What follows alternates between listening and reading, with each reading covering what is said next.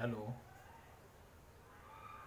बच्चों, पिछली क्लास में मैंने आपको सेक्शन 6 बता दिया था। उसी कड़ी में, उसी श्रृंखला में आज मैं आपको सेक्शन 7 पढ़ाने जा रहा हूँ। आइए ध्यान दें व्हाइट बोर्ड पर।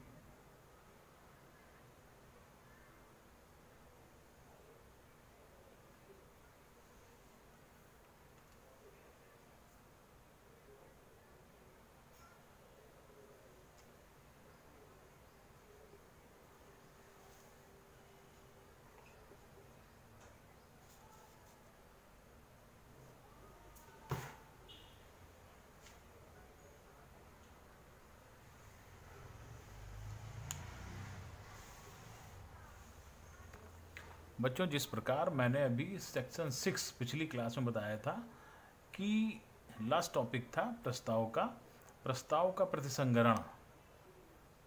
तो उसके बाद प्रस्ताव खत्म हो गया था। अब जैसे मैंने सेक्शन 2 भी पढ़ाया था, एक्सेप्टेंस, स्वीकृति पढ़ाई थी, स्वीकृति के आवश्यक तत्व भी पढ़ाए थे। अब उसके आगे स्वीकृति में हम आपको एक लास्ट बात यहाँ स्वीकृति के संबंध में और बताने जा रहे हैं। क्या है? अब जिस प्रकार से प्रस्ताव का अंत किस प्रकार से हुआ था, उसी प्रकार से स्वीकृति की क्या स्थिति है, स्वीकृति की क्या स्थान है, स्वीकृत कब तक एक्टिव रहता है, कब तक एक्टिव रहती है और कब स्वीकृति समाप्त हो जाती है। मतलब जिस प्रकार से वो प्रस्ताव की वापस लेने की स्थिति हम पढ़ रहे थे, यहाँ पर स्वीकृत को वापस लेने की स्थिति हम पढ़ रहे हैं। स्वीकृत की समाप्ति की स्थिति हम पढ़ने जा रहे हैं सेक्शन 7 में। आइए ध्यान दें।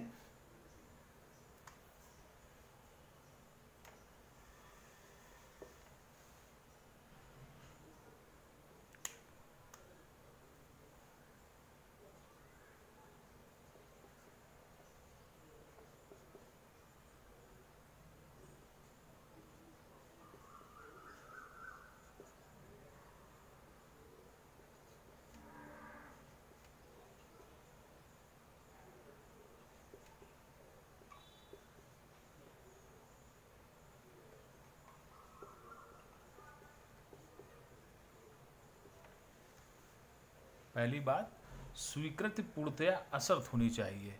इसका क्या मतलब है? इसका मतलब साफ है, साफ शब्द में स्पष्ट है। थोड़ा सा ध्यान देने वाली बात है कि स्वीकृति का कोई अपना रोल नहीं होता है संविदा में। रोल किसका होता है? जो आपसे संविदा करना चाहता है। और संविदा आपसे कौन करना चाहता है? जिसको आप, जिस व्यक्ति को या कहीं भी किसी को भी जहां आप किसी अन्य की ज़रूरत को पूरा कर रहे हैं, आपके पास कुछ ऐसा सामान, व्यापार, उद्योग, धंधा, कुछ भी XYZ, ऋण, कर्ज है जो किसी ज़रूरतमंद को आप उसकी ज़रूरत को पूरा करने के लिए दे सकते हैं।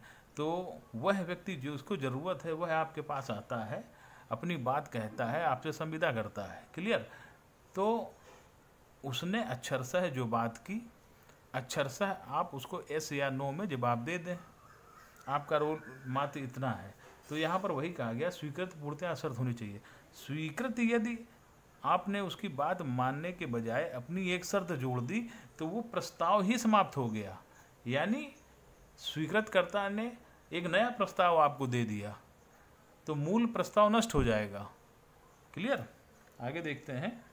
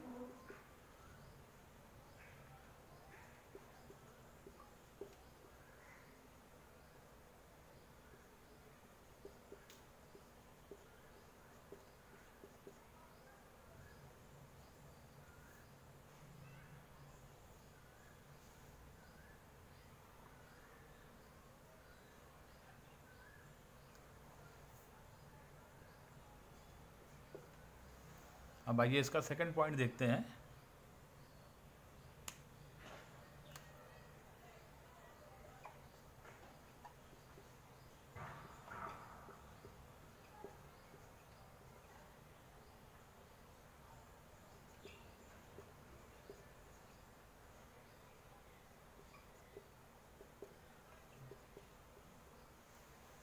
यदि प्रस्तावक प्रस्ताव में ही प्रस्ताव को स्वीकार किए जाने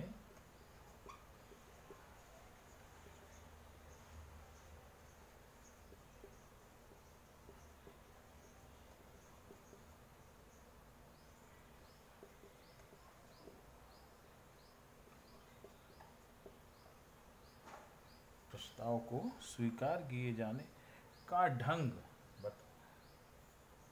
का ढंग या तरीका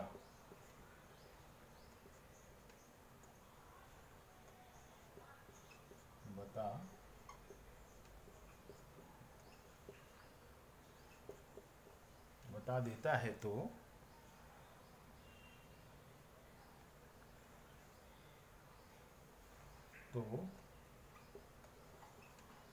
स्वीकृति कर्ता को उसी ढंग या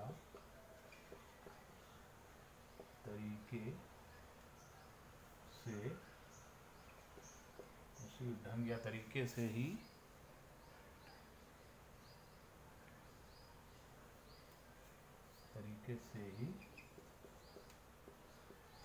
स्वीकृति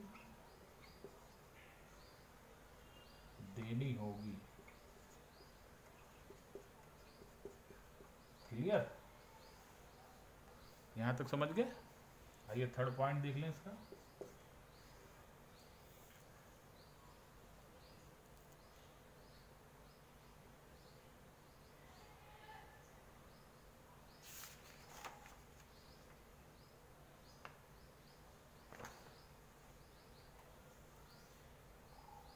सॉरी, 2 ही पॉइंट हैं, इसके आगे कुछ बात और रह गई है, वो लिख देते हैं।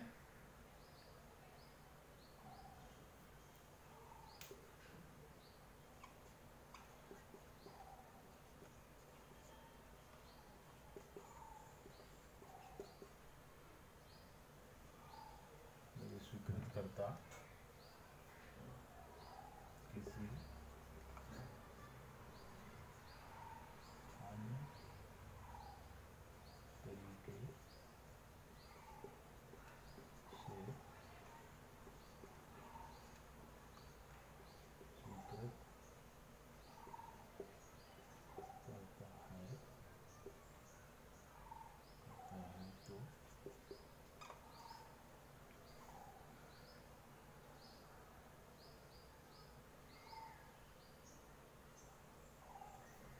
तो इसका प्रभाव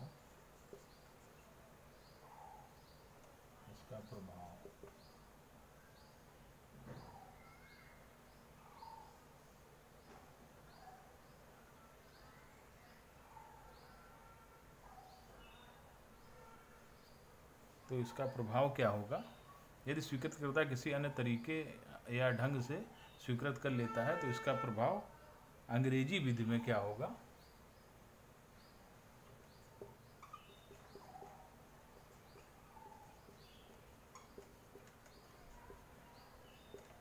अंग्रेजी विधि में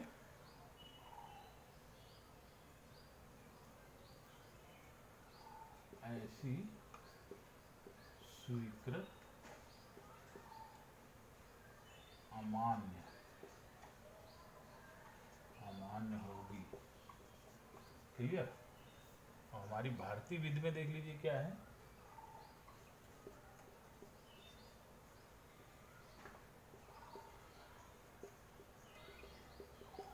ऐसी स्वीकृति हमारी भारतीय विधि में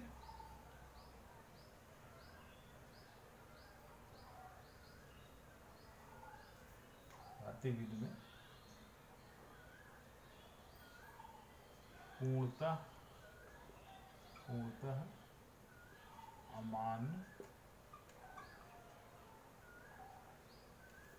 ना होकर प्रस्तावक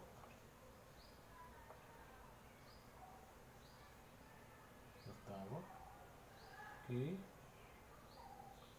विवेक पर निर्भर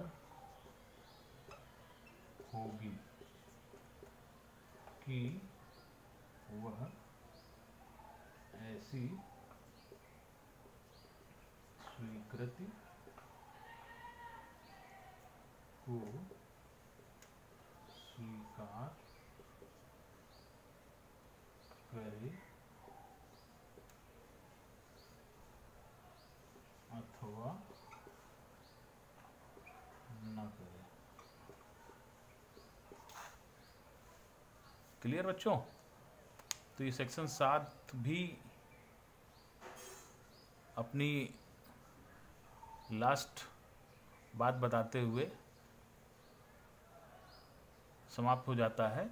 तो इसकी पहला और दूसरा पॉइंट बहुत इम्पोर्टेंट है, और इसके प्रकार जो तरीके हैं, अगर इस तरीके से विभिन्न तरीके से कर ली जाएगी तो अंग्रेजी इंग्लिश लॉ में पूर्णतः मान्य मानी जाएगी। इंडियन लॉ में थोड़ा सा फ्लेक्सिबिलिटी है, लचीलापन है। यहाँ पर मौका दिया जाता है कि यदि प्रस्तावक चाहे तो स्वीकार कर सकता है या नहीं कर सकता है। तो आज हमारा सेक्शन 7 भी कंप्लीट हो गया। अब नेक्स्ट सेक्शन के साथ नेक्स्ट डे पुनः आपसे मुलाकात होगी। तब तक धन्यवाद।